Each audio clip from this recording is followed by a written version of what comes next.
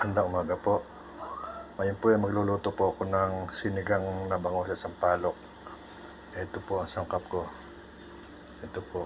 Meron po akong bangos. Meron pong labanos, siling panigang, okra, talong, kangkong, sitaw, bagoong. Tsaka ito po yung pinakapuno ng kangkong na matigas. Hiniwa ko po maliliit at ilalagay ko po dito mamaya sa aking sinigang. Meron din pong sinigang mix sa sampalok. Meron doon pong nor cube, bechin.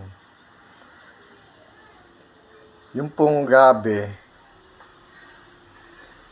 sibuyas at kamatis at saka bagong, inilagay ko na po dito sa tubig para po tuloy-tuloy po hanggang sa madurog po yung kamatis. Ngayon po, isusunod ko na po itong bangos. Yan po. Sinunod ko na po yung bangos.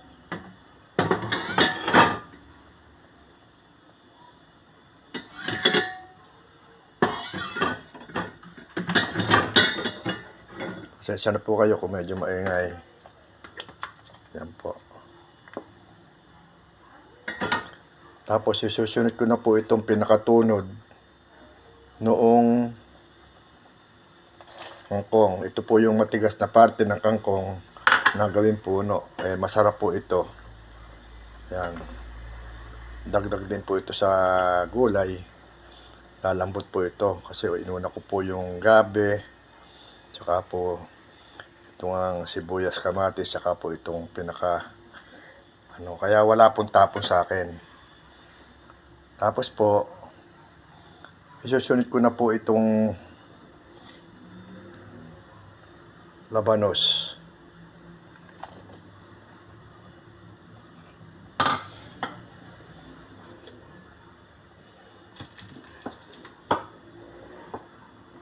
Tsaka po itong okra. Sama-sama na po sila dyan.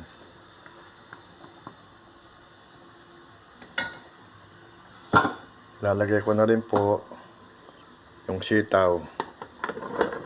Yan.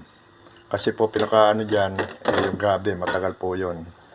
Ito naman po sandali lang. Yung bakos naman po pag kumulo, may timpla na po kasi ito. Ilalagay ko na rin po yung nor cube.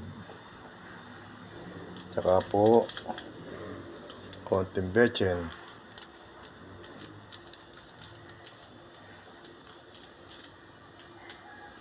Ilalagay ko na rin po yung sampalok mix.